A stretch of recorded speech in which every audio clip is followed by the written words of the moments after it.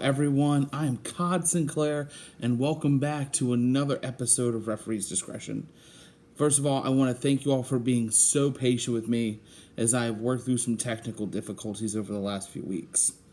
Today, we're taking a look at TNA Hardcore Justice 2010, taking place on August 8th from the Impact Zone in Orlando, Florida. This show can be found on Impact Plus. A couple of weeks before this event, some of the ECW originals invaded the Impact Zone, leading to a meeting in the ring on an episode of Impact between Dixie Carter and the TNA originals. Tommy Dreamer is the de facto leader of this new movement. He says it's not about an ECW invasion or a takeover, but it's about showing the world what the true legacy of ECW was. Dixie Carter agrees, but says that the only stipulation is that nothing TNA is on the show and that it is run by the originals, which Dreamer would obviously oblige to. You'll notice going through the show that nobody calls ECW by name, and I'm not sure how they got away with it on episodes of Impact, but this is all because WWE still owns the rights to the name. So instead, you'll hear talent refer to ECW as that other promotion, or the Philly promotion, or that hardcore company, amongst other names. Also, before we get going here, there are two recurring segments in this show. One is Where Are They Now? And then the other one is I Remember. I won't go into too much detail about every single one, but they will at least be mentioned. The tagline for the show is The Last Stand. And most of the main ECW talent are here, including ring announcer Steven DeAngelis and referee John Finnegan. Taz welcomes us to Hardcore Justice with a very great and intense Taz-esque promo, then joins Mike Tenay at the commentary table. Our opening contest is the Full-Blooded Italians, that is Tracy Smothers, Tony Mamaluke, he's known as Tony Luke in this show, and Little Guido, known as Guido Maritato. They are accompanied by Sal Graziano, and they will take on the trio of Kid Cash, Simon Diamond, and the Swingman, Johnny Swinger. Guido and Cash starting out, the crowd is fully behind Guido. Test of strength, Kid Cash gets the upper hand, trading a hand of near falls, then a face-off. You'll see as the match continues that there's a lot of playing to the crowd and face-offs and, kind of wink-winks to not only the crowd but to the fans watching at home. Continuing with the match, though, Guido tags in Tony Luke, points to Swinger, and then Johnny Swinger gets the tag. Trade blows for a bit. Tony whips Swinger into his corner, somersaults into his corner, tags in Tracy Smothers, while Swinger tags in Simon Diamond. Smothers hitting Diamond with a flurry of rights and lefts, and then a big heel kick. Diamond powders out, grabs the mic, and says that Simon has a problem. Very, very audible here. You hear the crowd chanting, "Shut the F up." But I thought it was strange that on Impact Plus, they would rather bleep out the curse word and blur the middle fingers from the crowd than put a different rating on the show, so you get a more authentic experience. But anyway, Simon Diamond blames Kid Cash for their slow start to the match. He tells the FBI that they may have been able to out-wrestle them, but they can't out-dance them. Here comes the Extreme Dance-Off, and it even comes with Consequences Creed's theme song. Yikes. I don't even know what I'm watching. I was broken at this point. We're at an ECW tribute show, and we're watching a dance-off. Anyway, Diamond and Swinger jump the FBI as it's their turn to dance, but Sally Graziano giving them a big double clothesline to the outside. Big brawl ensues. The only one in the ring are Cash and official John Finnegan. Cash uses Finnegan as a springboard onto the outside. Back in the ring we go. Simon Diamond and Swinger are taking their shots on Tony Luke. Kid Cash hits a big backbreaker. Tony gets a head of steam, and Kid Cash power slams him into the turnbuckle. Guido with the hot tag, though. Multiple kicks and a Russian leg sweep to Kid Cash Guido pinfall attempt, and Swinger breaks it up. Tony to the top rope. Diamond crotches him, and we get a big Tower of Doom spot. The only one left standing, though, is Simon Diamond. Gives 2 snap suplexes to Guido. Tracy Smothers with an eye poke and a clothesline to Simon Diamond. Swinger with a skull-crushing finale of sorts to Tracy Smothers. Tony Luke with a missile dropkick out of nowhere. This is breaking down in a hurry. Kid Cash, though, with a double underhook pile driver to Tony Luke. Guido, though, with a top rope leg drop to Kid Cash. And then Guido finally with an unprettier to Simon Diamond to get the win. This is a half count for me. It's a totally acceptable opening match. The dance-off really just threw the match off. There were only a couple of botchy spots in there, but the one in particular, though, that's going to stick with me, Tony Luke has Swinger in an armbar. Swinger tries to pick him up, can't get him, so he has to drive his body really awkwardly into the turnbuckle just so Tony can get himself up, just so he can get hit with a face buster. The botch will stick with me there, but this is a serviceable opening match. We cut to Mike Tenay making note that the scheduled main event for the evening, which is RVD versus Jerry Lynn, is not going to take place. Taz says that Jerry Lynn sustained a back injury, so the new main event is Rob Van Dam versus Sabu. So that is the new main event. We cut to now the first Where Are They Now segment, which includes Tom Gordon, Pitbull number 1, Gary Wolf, and the Blue Meanie. Make sure you remember the Blue Meanie here as we continue along with the review. The first of the 2 I Remember segments follows that, featuring AJ Styles and Angelina Love. AJ Styles remembers Tommy Dreamer versus the Sandman, where the loser took not 1, not 2, not 3, but 10 Singapore cane shots to the back. It was very overly sold here by AJ trying to get his point across. But Angelina Love's response is way more calm. She's like, "Oh, I remember ECW was so crazy. This is what you're presenting to your TNA audience as the legacy of ECW, that it was crazy." Okay. Cutting away now, we see Al Snow and Steven Richards hanging out in the back when Hollywood Nova walks up. Nova says he wants to get the band back together and then brings in the Blue Meanie.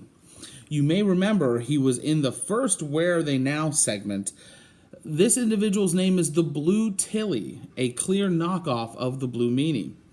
As they walk off, a mystery man comes out of the other room who looks like a member of Raven's flock, walks through the doorway, picks his nose, and he's holding a small blow-up doll. This may not seem like much now, but this mystery individual will be very important later. All right, on to our next matchup. We have C.W. Anderson versus Too Cold Scorpio. Mike Tenay says that C.W. is not related to Ole or Arn, but works just as hard. The crowd really hot for Scorpio here. Too Cold Scorpio goes for a handshake. CW spits in his hand, and they trade some elbows really early. A "This is wrestling" chant really early in this match. Not sure why. The crowd tends to fall into this just state of not knowing good wrestling at times when they see it, and I'll mention it as we go throughout the rest of the review. But this is just a small example. We're a minute into this match and just trading some elbows and some basic moves, and you're getting a "This is wrestling" chant. Beautiful dropkick, though, from Scorpio sends CW to the outside, and he follows it up with a springboard crossbody. Action back in the ring. Scorpio hits a crossbody for a near fall. Back to exchanging elbows again. Scorpio off of the ropes, and CW hits a big super kick for a near fall. CW drives Scorpio's shoulder into the ring post, And as he's working on the arm, Scorpio hits a crane kick out of nowhere. Outstanding athleticism at his age. Scorpio follows it up with a flurry of punches. CW hits a huge open hand slap that sends Scorpio to the mat, covers him for a near fall. Scorpio hits an STO for another near fall, and then they go exchanging near falls for the next few moments. Scorpio sends CW into the corner, big cannonball, goes to the top and hits a Harlem hangover, very close near fall here. Scorpio goes for a moonsault, but CW gets the knees up and follows it with a huge AA spine buster, another near fall. Scorpio hits a super kick and a moonsault leg drop from the top to get the win. It wasn't quite the tumbleweed, but it was a cool, unique variation of it. Post-match, CW rolls out of the ring, and Scorpio pulls him back in for a handshake, which CW reciprocates. I really enjoyed this match. I'm going to give it a 1.5 count. They really worked well together. I like the fact that their styles clash. CW being more of a technician, and then Too Cold Scorpio being more of the high flyer. But the first show that we reviewed on this channel was Heroes of Wrestling, where we saw Too Cold Scorpio take on Julio Fantastico. This match at Hardcore Justice took place almost 11 years after that. And this match with CW Anderson was miles better than the one that he had with Julio. So props to both these guys for putting on a good match. Some more of these wonderful I Remember segments. As we see Madison Rayne remembering how Philadelphia started what is known today as hardcore wrestling. Matt Morgan remembers working at Bar Anticipation in New Jersey when ECW ran a show there.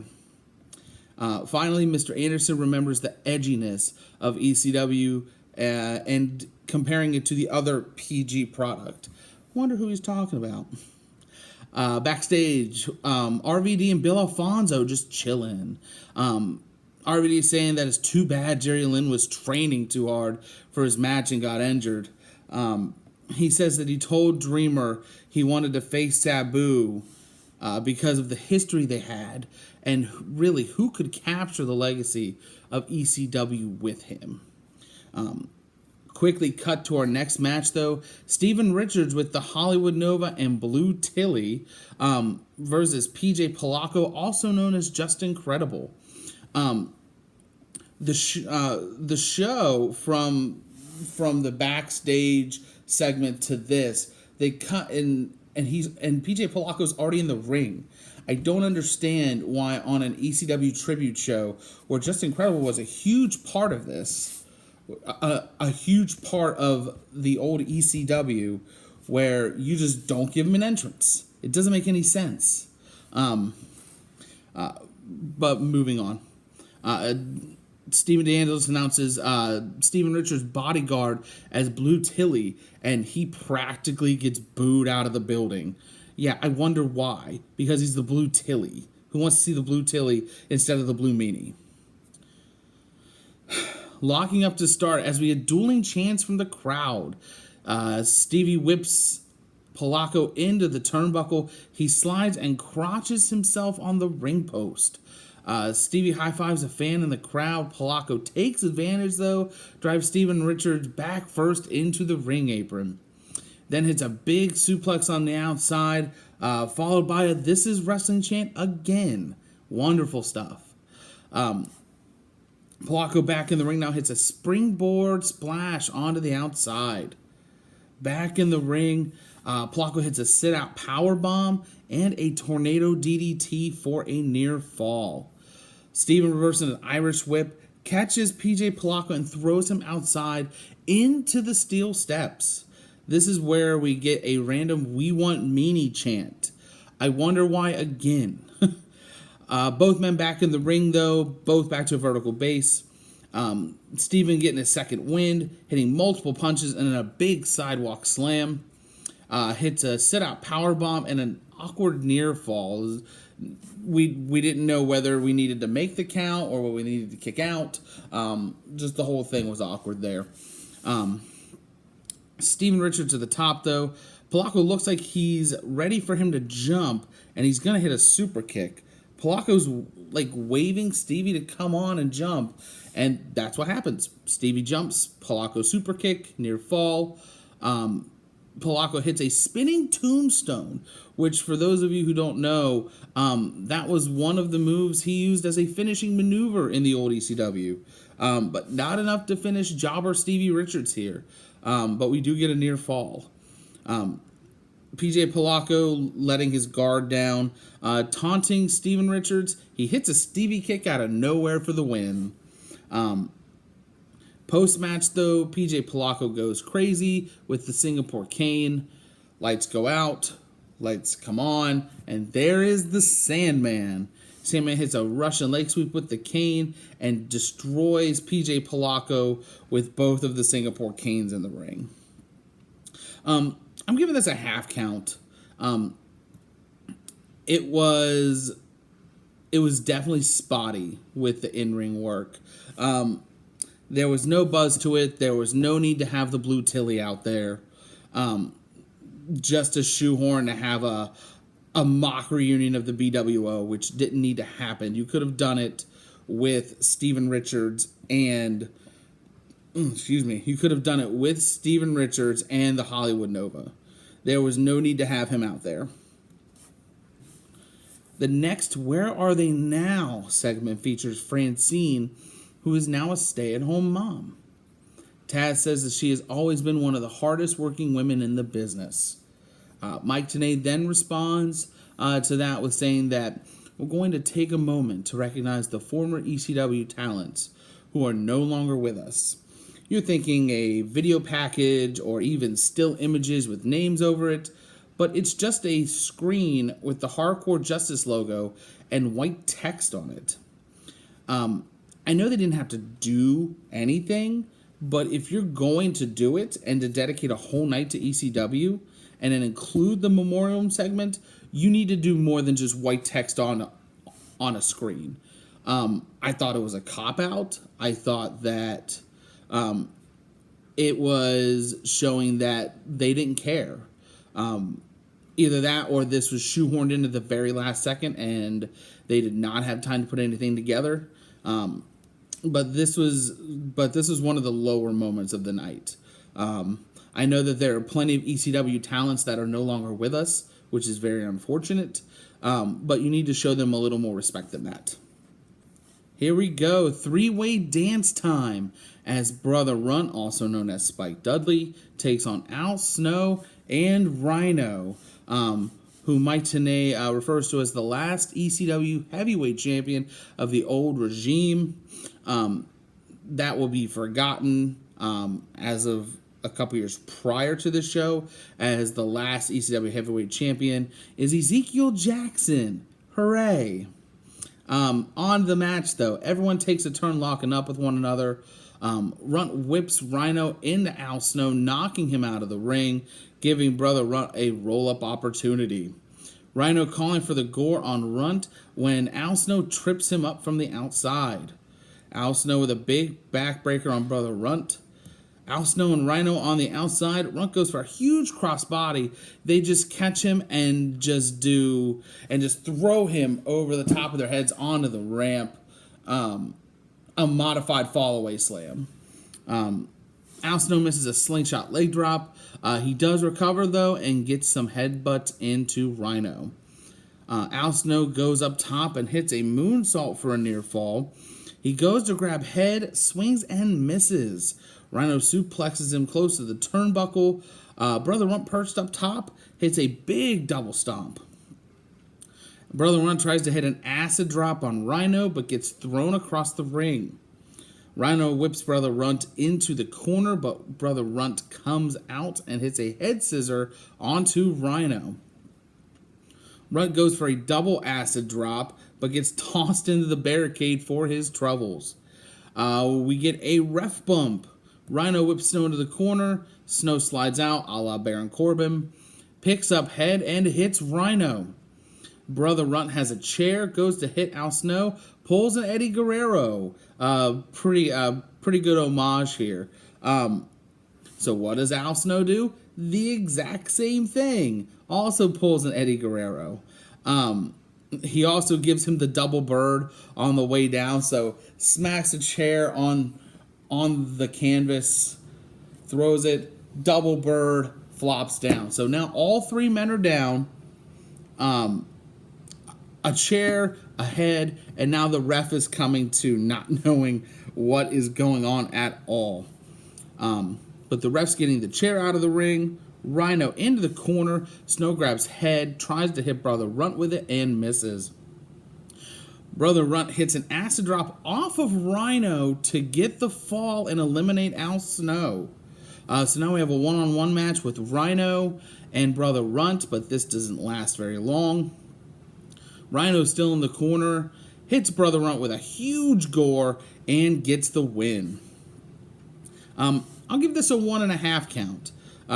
It was a fun little match. The Eddie Guerrero shtick was really fun to see. I prefer this style of three-man competitions to the triple threat matches you'll see today, if it's done correctly. If you can do a triple threat match and do it the right way, it's great. But the three-way dance is something that ECW specialized in. Check out the DVD if you don't believe me. But this match, everybody got their spots in. Simple and sweet. Great match. Backstage, Mick Foley is talking about the rivalry between Tommy Dreamer and Raven and why he is the perfect choice to be the special guest referee. We transition to another I Remember segment featuring Magnus, also known as Nick Aldis today, talking about what the ECW originals gave back to the business. Also, Chris Sabin remembers the first ECW match he ever watched, which was Sabu and Terry Funk in a barbed wire match. Transition to that, not another I Remember segment, but two gentlemen who, in kayfabe, do not have a match on the night, which is Axl Rotten and Cojones, better known as Balls Mahoney. We get a huge balls chant, no pun intended, and it's because he obviously can't use his name because of WWE. Balls says that him and Axl are the most hardcore, extreme tag team in wrestling history. And because they don't have a match, they are out to issue an open challenge to anyone who has the guts or the nuts. So here comes Joel Gertner and Team 3D. We get a testify chant from the crowd.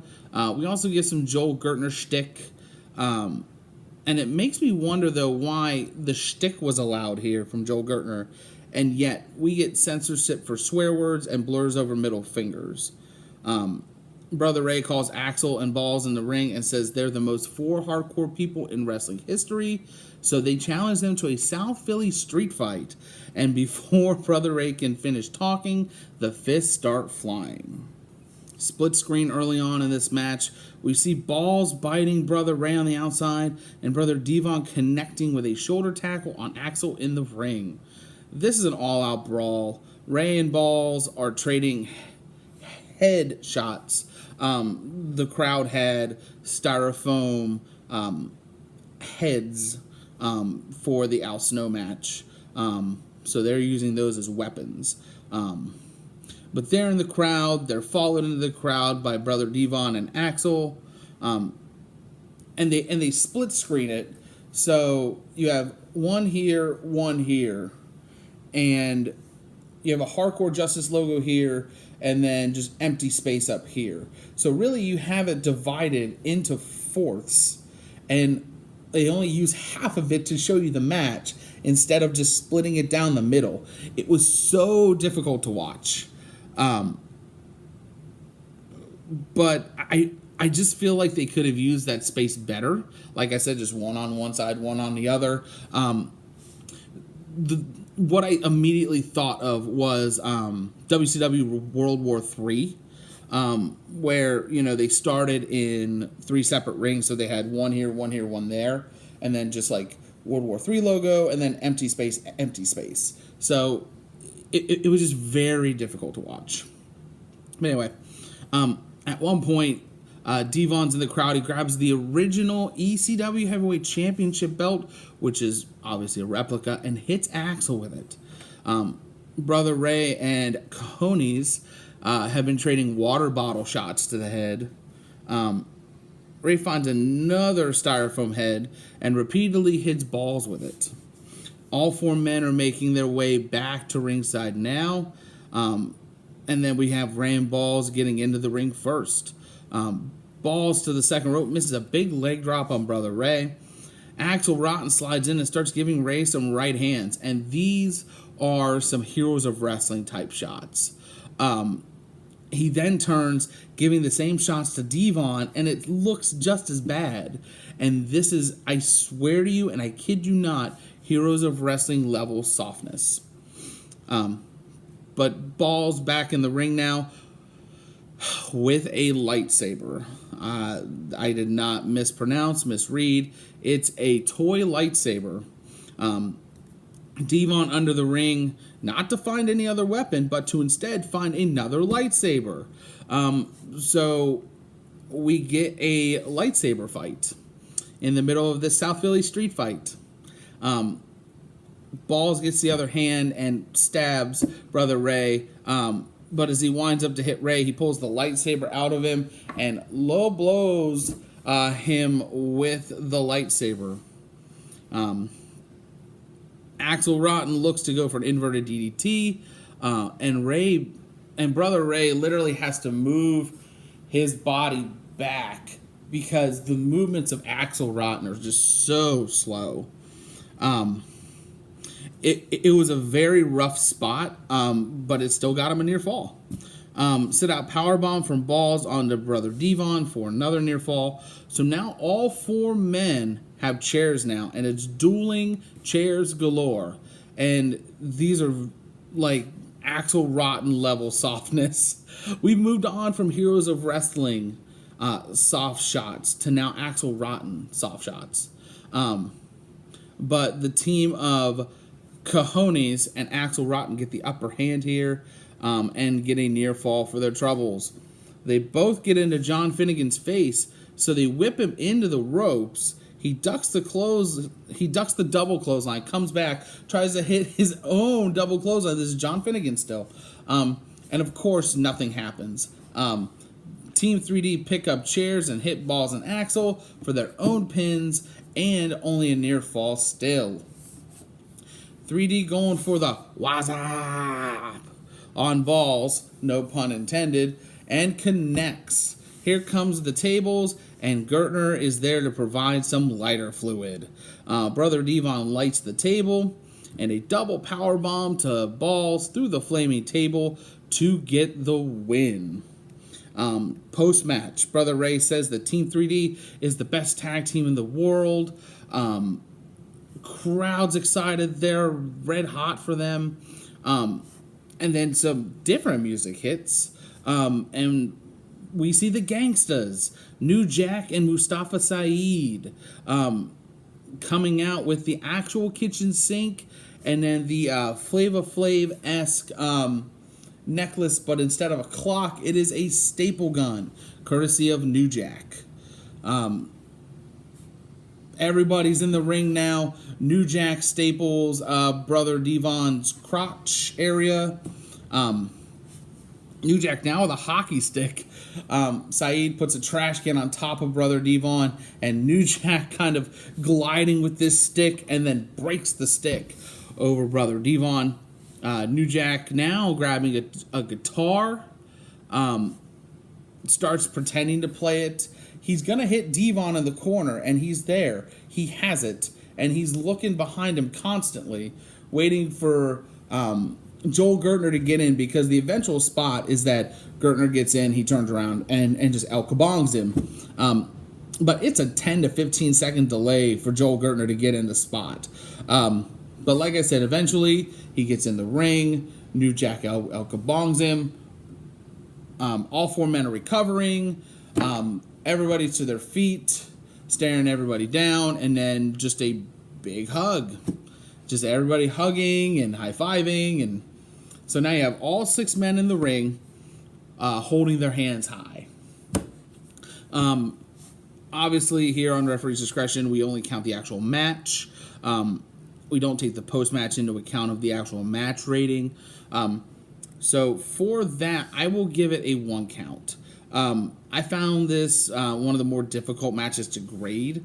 The split screen was horrible. It was really difficult to see what was going on. Bubba Ray and Devon were outworking everybody else, obviously because they were on the active roster of TNA at the time. But even Balls Mahoney was still outworking Axel. Oh my gosh. Axel Rotten was literally, other than the lightsaber duel, the worst part of this match. Taz made a comment on everybody's way back down to the ring through the crowd that he looked out of shape. And I don't know if it was that he was out of shape or just some ring rust or just trying to pull it back a little bit because it wasn't, ECW. It was a TNA show. I'm not sure, but it looked really bad. But the finish was great. The flaming table is always a work of art. WrestleMania 20 is a great example of that, with Edge and McFoley, and then no different tonight. But a great way to finish the match, and it's always good to see New Jack. Backstage, we get a great promo from Raven about his opponent tonight, Tommy Dreamer. It was a little long-winded, but it was just from their humble beginnings, about them growing up together, and then it turns kind of dark, where he stole Beulah away from him, slipped into a dark place, but Raven finishes it by saying that Dreamer broke his heart, but he's going to shatter his soul. Like I said, a little bit long-winded, but it definitely got the point across. More I Remember segments with Jesse Neal this time, remembering watching ECW by the rodeo grounds back home in Florida. And then you have Frankie Kazarian remembering working out with some of the ECW originals while being trained by Killer Kowalski. Transition to a video dedication from some of the ECW originals to the voice of ECW, Joey Styles, who at this time was still working for WWE. He was doing some online stuff for them, some online content. The semi-main event here is Raven versus Tommy Dreamer. This is being advertised as the final showdown with special guest referee Mick Foley. On Raven's way to the ring, he stops at ringside and says something to Dreamer's wife, who they refer to as Teresa, but is best known as Beulah McGillicuddy. Obviously, can't call her Beulah because it's WWE. She's sitting at ringside with their kids and kayfabe president Dixie Carter. Tommy Dreamer on his way to the ring, and commentary makes note of the knee injury he suffered weeks before this event. Although not advertised as a no disqualification match, Foley says that he's going to give them a lot of room and they'll be able to do whatever they want, but there will be a winner. Early on, Raven with a side Russian leg sweep into the barricade. Raven puts a chair between the ropes and goes to whip Dreamer, but Dreamer reverses and sends Raven back first into the steel chair. Dreamer has 2 chairs set up in the ring, going for a suplex, but Raven counters with a drop toe hold and Dreamer is busted open. Raven giving it to Dreamer in front of Beulah and his kids, so bad to the point that Dixie felt the need to have a stagehand take Beulah and their kids away. Raven gets a chair going for another drop toe hold, but Dreamer reverses. Dreamer goes to the outside, grabs a sign from the crowd disguised as a dead-end road sign. Hits Raven with it, and now he's busted open. Dreamer gets a ladder and slingshots Raven into it. Dreamer puts Raven on the top rope. Dreamer climbs up. Raven fights back and crotches Dreamer through the slits of the ladder. Raven hits Dreamer with a jumping knee while still in the ladder. It was kind of an awkward spot. Looked like something got messed up. Nonetheless, a near fall. Raven going for an even flow DDT and finished the match, but Dreamer reverses with a big Spicoli driver. Raven now in the Tree of Woe. Dreamer hits a basement dropkick with the road sign in front of Raven's face. Dreamer now with a line of barbed wire locks in a crossface, and just as Raven is tapping, we get a run-in from Hollywood Nova and stupid Blue Tilly. As Dreamer's dealing with Nova and Tilly, Raven recovers and hits an even flow DDT for a very near fall. Raven, upset, goes after Foley and ends up giving him a mandible claw with Mr. Sacco. Obviously, can't say Mr. Sacco, WWE. So the guy that we mentioned earlier in the backstage segment with Steven Richards and Hollywood Nova. So that guy, I'll get to him in a second. But currently in the match, Dreamer's on his back in the ring. This guy hits a huge top rope leg drop. Foley grabs the barbed wire, wraps it around Sacco, and then gives this man the mandible claw. He then drags him to the back, and that is the last time we see him. I have to thank Brian Zane, though, Wrestling with Regret, for this gem, because I looked high and low to see who this man was. And the mystery man is current day NXT's Dexter Lumis, who is Samuel Shaw in TNA. This was even before his Samuel Shaw days. I didn't realize it at first, but I watched Zane's review, came back to the spot, paused, and was completely stunned. You couldn't even tell that it was him. So meanwhile, all this is going on. Raven's handcuffing Tommy Dreamer's hands behind his back. Raven has a chair, and he starts feeding Dreamer chair shots to the back. Foley comes back out to the ring, and he's telling Raven to get rid of the chair. Why would you say at the beginning of the match that you could do anything, but then start to tell them what not to do? Don't understand. But anyway, Beulah now on her way to the ring to try and stop Raven. They embrace for only a moment. Raven pushes her away and cracks Dreamer in the head with the chair. He then turns to Beulah. When Foley goes to grab the chair, he gets a low blow and a chair shot for his troubles. Quick revenge, though. Beulah hits Raven with a low blow of her own. Dreamer hits a DDT, but Raven gets the shoulder up. Raven gets the upper hand with a knee to the midsection, follows it up with a chair shot to the bad knee of Tommy Dreamer. Raven then hits an even flow DDT on the chair for the win. Post-match, we get a thank you Tommy and an ECW chant as he and Beulah walk to the back. Just before they cut away, you can hear a fan yell, you suck, C, Tommy. The C obviously stands for an expletive, trying to keep it clean.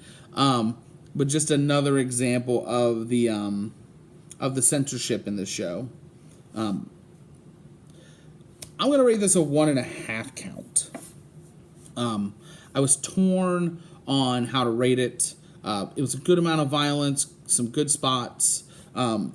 Raven's obviously a little older, hasn't been working as frequently as Tommy Dreamer, but Raven was the aggressor for the most part. The story was great. Adding Beulah was a fine wrinkle, even though she didn't do much. The addition of Lupus and Nova and Tilly didn't add a whole lot, but it was still a good match at the end of the day. Cut to the back. Jeremy Borash was SoCal Val. They're plugging their online video series when the Gangstas walk up and turn their attention to SoCal Val. Mustafa walks away with her. New Jack stays behind with JB, and he says now that Val's gone, that makes JB his B. Again, censorship. Immediately cutting to a video dedication to Paul Heyman, who was, again, employed by WWE at the time. But he was a part of the first two one-night stands that were produced by WWE, as was Joey Styles. And I'm sure if they weren't employed by the E, they would have been available for this show. All right, main event time. As Sabu, who, as we mentioned earlier in the review, is replacing the injured Jerry Lynn.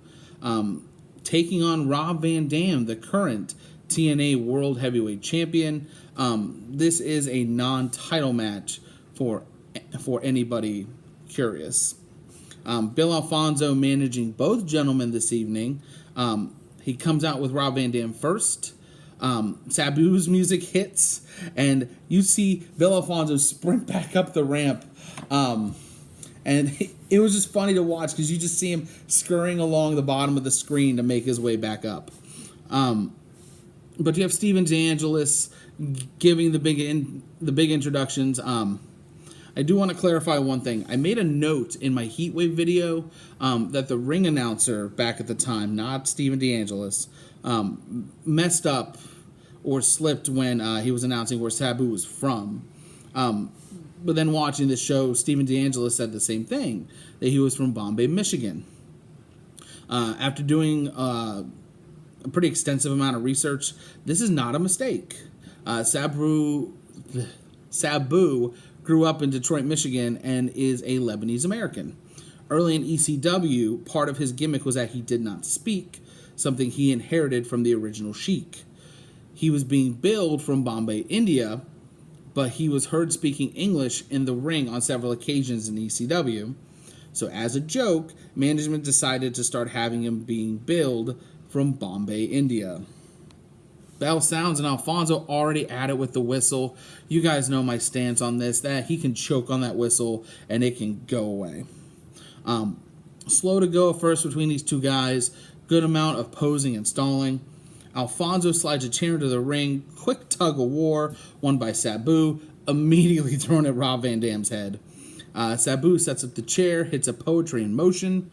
RVD rolls to the outside, and Sabu hits a baseball slide.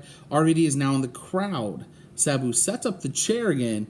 This time, steps onto the chair, onto the top rope, and then launches himself over the barricade onto RVD.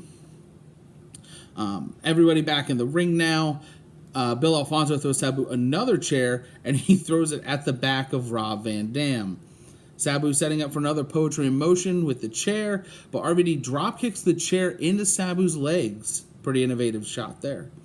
Rob Van Dam has the chair in the middle of the ring, does a monkey flip on Sabu onto the chair. Rob Van Dam returns the favor and throws the chair at Sabu's head. Interesting spot here. Both men springboard into each other and then just sit in the corner. Bill Alfonso in the ring throws water bottles at both guys, and then we get a water break chant. I thought this was going to take me out of the match, but we're just getting started. With the water break over, both men roll out, get tables, and get them back in the ring. Rob Van Dam with a front suplex over the guardrail. Rob Van Dam on the apron and leg drops Sabu. RVD staple there. Rob Van Dam puts Sabu on the apron. Alfonso throws a chair to RVD, throws the chair at Sabu, and a slingshot leg drop. Rob Van Dam to the top rope now. Alfonso throws Sabu a chair, throws it at RVD, and crotches him on the top rope. Sabu hits a Hurricane Rana to RVD, and he flies onto the chair. Arabian Facebuster from Sabu and a near fall. Alfonso with another chair to Sabu, sets it up, and RVD counters and trips Sabu into the chair. Just clarity, it was not a drop toe hold. I know the difference between a drop toe hold and a trip. Alfonso holding a chair in the face of Sabu, and RVD with a Van Daminator. RVD with a split leg moonsault for a near fall. RVD setting up a table now, and Sabu throwing consecutive chair shots at RVD. RVD in control again, puts a chair on Sabu and hits a rolling thunder for a near fall. Sabu recovering in the corner, RVD hits a drop kick with the chair in the face of Sabu. Sabu counters with a springboard tornado DDT onto the chair. Sabu now to the top rope. Alfonso now gets him a chair and then hits a huge Arabian Facebuster for a near fall. Sabu gets RVD on the table. Alfonso gets him another chair, goes for another Arabian Facebuster, and eats all of it through the table. RVD taking advantage now, goes to the top rope. Huge 5-star frog splash for the win. This is a 2 count for me. This was a spot fest from almost start to finish. Sabu taking this match on just a few days' notice. Not always the cleanest worker as far as botches, but there wasn't any that I could see in this match. So props to Sabu for taking this on short notice. Both men put their bodies on the line. I gave this a half count more than the Dreamer Raven match because even though there was history and a story with that one, there was a small amount of history here as well. But comparing the two, this match would have fit in with old school ECW more than the previous. No knock on the Tommy Dreamer Raven match because that one was good as well. This match was thoroughly entertaining. Post-match, though, to end the show, RVD goes for the handshake. Sabu pulls away and hugs him instead. ECW locker room empties out with beers in hand. Crowd is chanting thank you and F you Vince. Dreamer with a mic thanks Dixie Carter because this couldn't have happened without her. Dreamer closes the show by saying, to all of those who said we couldn't do it anymore, that was one heck of an effing pay-per-view. Thank you guys and good night. Before I give my final grade, I'm going to be making an adjustment to the Bella Award. The new name will now be the Russo Award, and the meaning will be changing as well. Not every worst match on a card is at Bella level. For example, for this evening, I would have given the Bella Award to the opening 6-man tag team match. I don't think that match was Bella bad. As a result, starting with this event, the Russo Award will now go to the worst match, moment, or segment of the event. With all of that being said, my final grade for TNA Hardcore Justice 2010 is 2.5 out of 5 stars. The Ric Flair Award goes to the main event, Rob Van Dam versus Sabu. The Russo Award goes to all of the I Remember segments. Those segments at times are super cringeworthy. I know they were hindered by not being able to say ECW, but it seems like most of the talent was just shoehorned in to saying most of these things, and it didn't feel genuine. I would rather watch the 6-man tag match again than to watch these segments. A lot of props to the crowd, though, for the evening. They were super into the entire event until almost the end. It seemed like they were exhausted by night's end. In the world we live in today, to see a crowd involved in a show like this is very refreshing.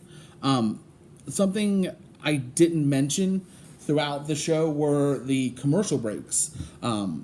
It feels like it was edited for TV, and when it happens in the middle of a match, for example, it happened in the South Philly street fight, you cut back and then you get the lightsaber fight. It really takes you out of the action.